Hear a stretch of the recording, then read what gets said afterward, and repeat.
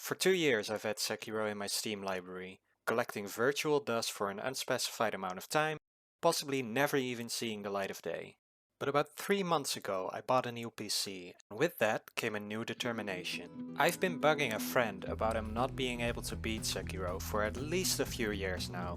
I repeatedly told him that if he wouldn't beat it soon, I would beat it before him. There was only one problem. He was on the final boss of the game, and I had never even seen the startup screen. This was surely a hard obstacle to overcome, but the circumstances were just right for me to pull this off without being noticed.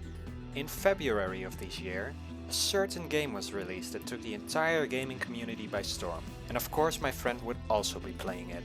So, while he was busy playing Elden Ring, I put my plan into action. I just had to make sure he couldn't see me playing Sekiro, or my plan would be a bust. So, I made sure he would not be able to see what I was doing, and on the evening of March 16th, 2022, my plan officially started. I knew I had limited time to do this before he found out due to him watching my streams. Or me just telling him out of excitement because I can't contain myself. Anyway, I had to be swift and sneaky, like Sekiro, and avoid any unnecessary distractions in order to What's that over there? Oh, nice. Yeah, this was gonna be tough. I'm a completionist, okay? But the first stream went kind of okay. I had some trouble with the setup as for some reason the game kept lagging every few seconds. But I managed to progress at least somewhat. Luckily, by next stream I fixed the issue. Turns out I just had to download more Windows. First time Windows ever fixed any problems, am I right? And besides some small hiccups along the way, by the end of the stream I actually managed to defeat the first mini-boss. Maybe the lag actually helped because it just kept juking Shrek into thinking I was moving somewhere and it just stopped. That's totally how these things work, right? By the second day of playing, I had already completely abandoned the notion of skipping unnecessary stuff and just played like I would always play. Killing every enemy, picking up every item and exploring absolutely everything. This was me in my natural habitat, so I had no trouble navigating this game. Except, of course...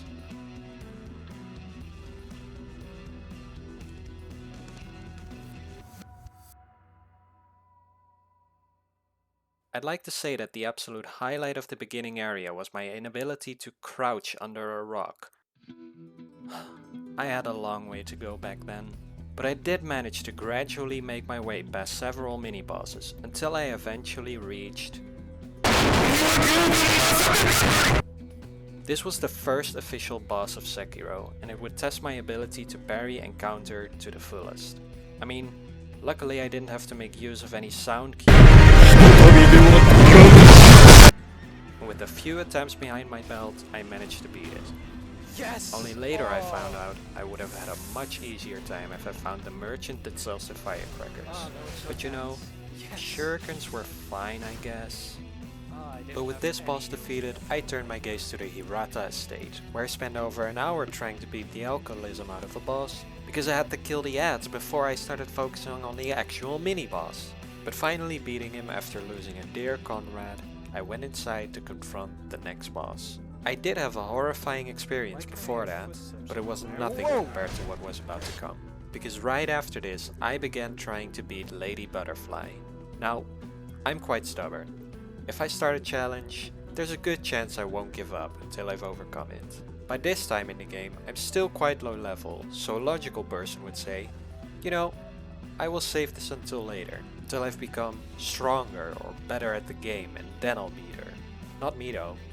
I spent 2.5 hours bashing my head against this boss until I beat her. This was, without a doubt, the boss that took the most attempts out of me. Part of my soul had already shattered at the time that I finally beat her. Only a few more attempts and she would just die of old age, that's how long it felt. But with that lesson learned, I knew better next time. So then I spent an hour defeating a single enemy guarding the Miss Raven Feathers prosthetic. It seems kind of weird looking back on myself having so much trouble with that single enemy, but that guy was hard the first time I fought him, okay? And the second time, and the third, and he was hard to beat on the 17th try as well, but I finally managed to beat him. After that, it was time to confront the next mini-boss, which was the Blazing Ball. And after a few tries I managed to beat it, honestly, this mini-boss was only really annoying to beat because it just kept drifting everywhere. And here we finally reach the point where the map opens up. I thought it would be best to complete what's right in front of me first, and not worry about the other stuff, yet. Instead, I had my hands full with the thing that presented itself immediately, namely these fuckers. I swear that these enemies are the most annoying enemies by a mile. With that said, let's commit some genocide.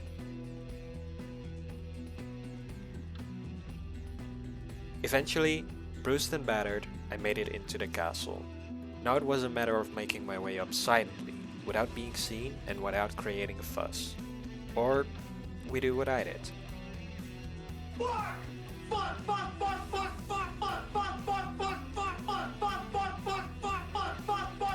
But after about 30 minutes of fucking around, I took on the next challenge, which was the Ashina Ali.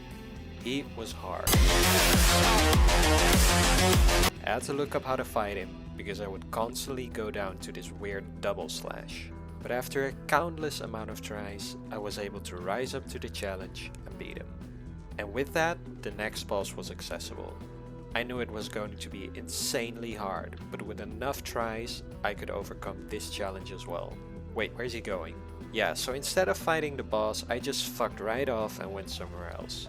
I bumped my head against these two mini-bosses instead, but also made some progress towards the next areas. It took me over an hour to beat the spear mini-boss, but I'm a gamer, so I only got a small case of imposter syndrome from it. After this, I finally started the boss fight that would truly teach me how to play the game. See this as a training arc for Sekiro. At the beginning, I was rusty and wasn't able to react to perilous attacks in time, but after the boss fight, I actually became quite decent at it. It wasn't perfect by any means, but being stuck on that mini-boss for an hour and a half somehow gave me a sped up course on this game. And with this confidence, I was able to continue the playthrough. So right after this boss fight, I decided it would be a good time to attempt to beat Headless. Side note, Headless is kinda creeping me out. There's one problem about fighting Headless though. You need stuff, like a lot of stuff. I thought that by this point I would be able to beat it quite comfortably. I was wrong. After trying for a while, I actually ran out of stuff I needed for the fight, which meant I spent the next few hours grinding away in the castle trying to get enough items to attempt to beat Headless again. To no avail, of course.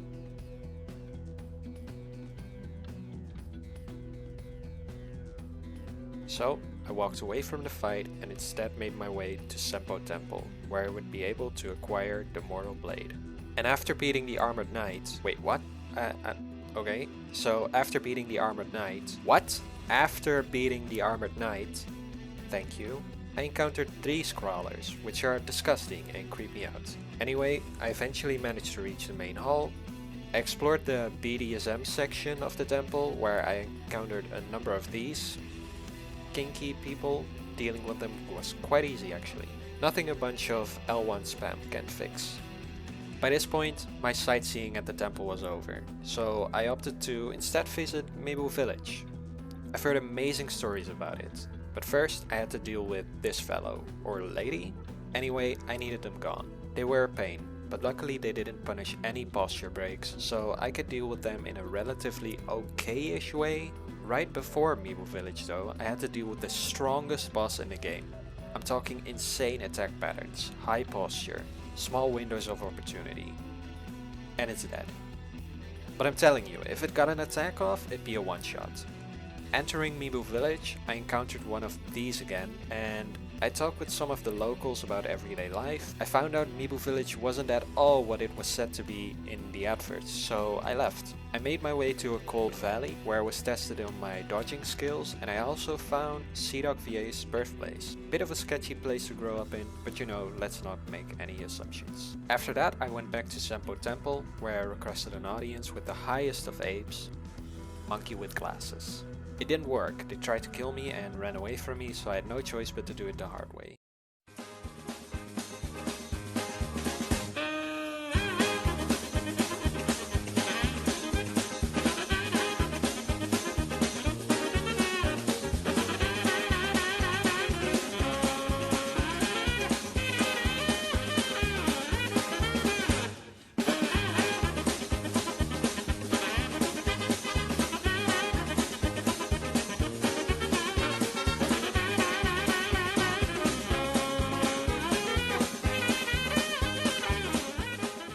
One eternity later.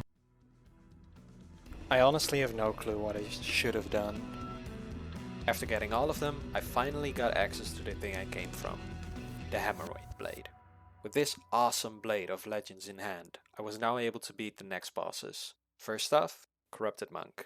But on my way there, I encountered this nice lady that was crying, and as the nice guy TM that I am, I of course had to help this fair maiden. But then she just started attacking me. So of course my only option was to strike her down with the power of 1,000 salty incels. After a few tries, I was able to defeat her. Next up was the big boss himself, Corrupted Monk. No, the other one. And being a pure boy, I was able to deal with this boss fairly quickly. Honestly faster than expected. With the help of a commenter named Zams80, I maintained my purity. I'll do the fight the legit way next time. Right after the fight though, a commenter put my attention to a major blunder I'd made throughout the entire game so far. After every major boss fight, you get something that is called a memory. I had read what it did, and I just interpreted that as, you can refight this boss now. So up until now, I fought all of the bosses with my attack power being 1. But with this major blunder now resolved, I was ready for the next boss, Guardian Ape. I had been looking forward to this fight the entire game. I had seen it in speedruns, and I know that a lot of people call it the hardest boss in the game. I know this boss would challenge me, and that it would test my abilities in this game to the limits, so the only way to beat it would be for me to be at the top of my... I just beat it first try. So with both items to complete the game in hand, I first spent some time getting the additional items I needed for the different endings. Afterwards, I headed back towards Ashina Castle, because a battle between generations would ensue. Would I trust my father, the man who raised me, trained me, and has put blood, sweat and tears into making me the person I am today? Nah, fuck that guy, he's clearly evil. I think this is the funnest boss for me, together with the other Owl fight of course, because his moveset is so... different? I don't know, I just like the fight a lot. I like that he tries to punish you when your posture gets broken. I like how he uses underhanded tactics to win. That's how a villain should really feel. So, after a fair amount of learning his attacks, I was able to overcome the challenge and kill this menace. Surprisingly in not that many tries though. The next step was to progress through the Hinata estate again, because I needed some item from there. I don't know, timey-wimey stuff. Look, here's your dad again, but now stronger. Kill him again, please. Like I said, I really like this fight. He has a really diverse moveset, and although I didn't get the most amount of deaths to kill this boss, I do think that this boss tested my limits the most. Goodbye, father. You're a giant douche. After this, I got carried away by a giant rope man towards Fountainhead Palace. It probably has something based in Japanese legends or something, but I'm drawing a blank with how absurd this was. But before heading into Fountainhead Palace, I had to fight another boss. And it's one I've already fought, sort of. I quickly dealt with the Corrupted Monk again, because I already knew her pattern due to fighting the previous version the wrong way. And I had a nice trick up my sleeve. Next, I made my way through Fountainhead Palace, carefully avoiding the sucky suck from all the retirees. I eventually reached another bull boss fight, but I knew I could use this cool trick to kill it instantly. I think my boss fight broke. So I had to fight this thing legit. Well, that's okay. I progressed through the palace further, grabbing a lapis from the Shichiman warrior on the way, and almost got eaten by a giant goldfish. I also spent some time feeding it though.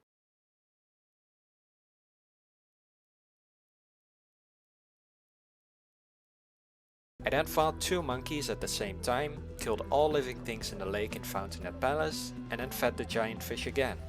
It's dead now.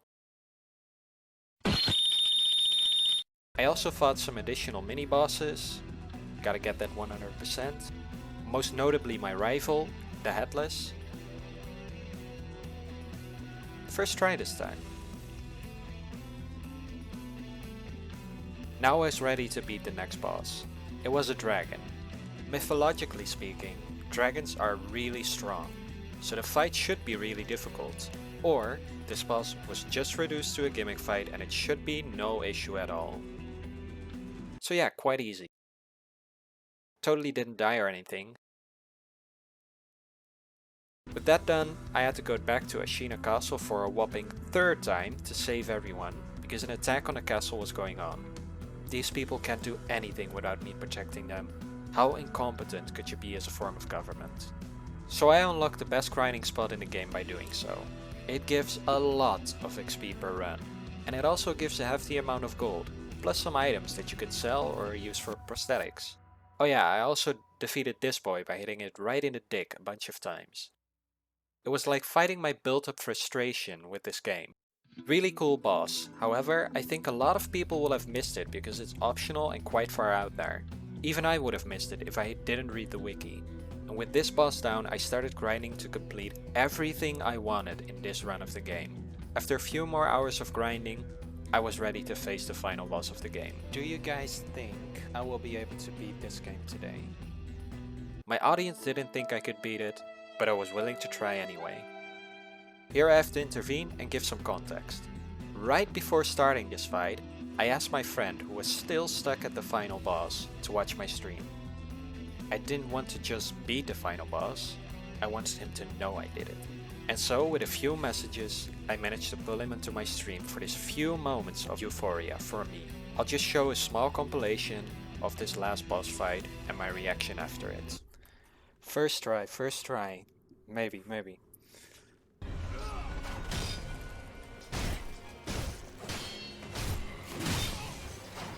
Gotta get into his pattern for just a bit.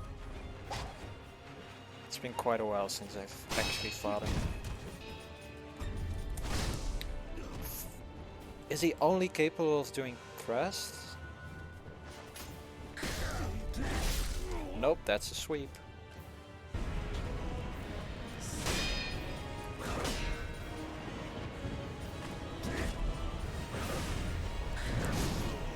Yeah, okay.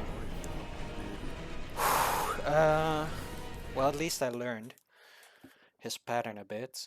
I think the second phase is actually easier than the first one, almost.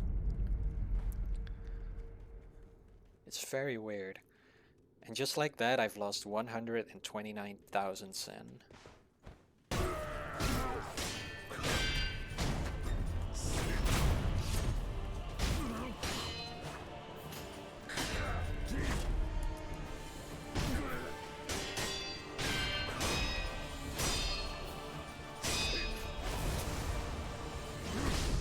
Ah, fuck.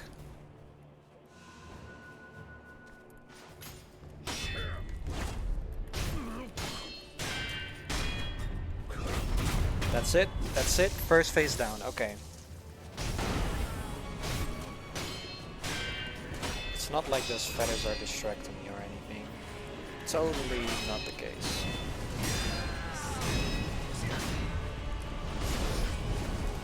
Fuck!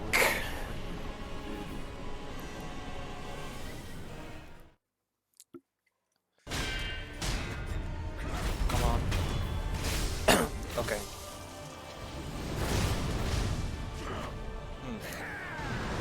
Honestly, I thought that might have worked. Maybe I've just gotta stab him.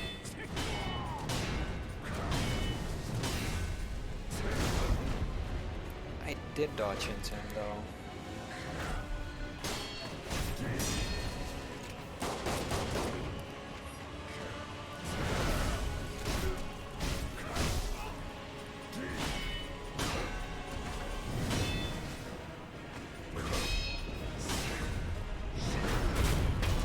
Second phase, done.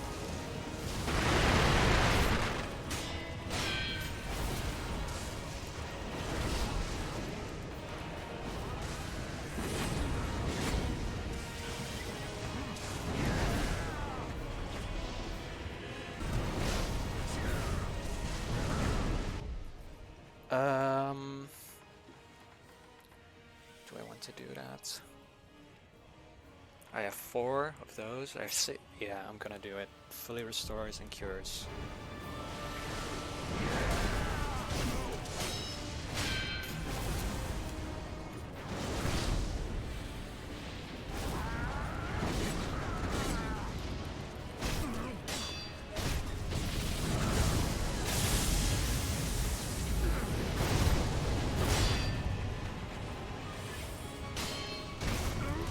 Yes, yes, yes, yes!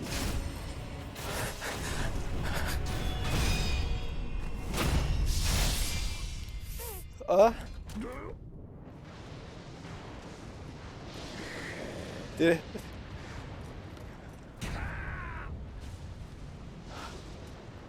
Did I just do it?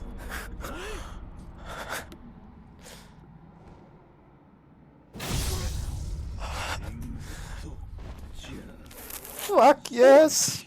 I want to scream so loud, but it's really late. Oh my fucking god.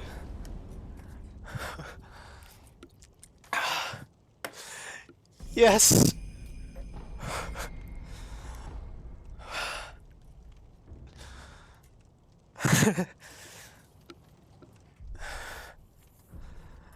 Oh my fucking god.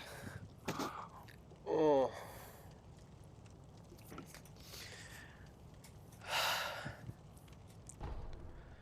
That's a great game.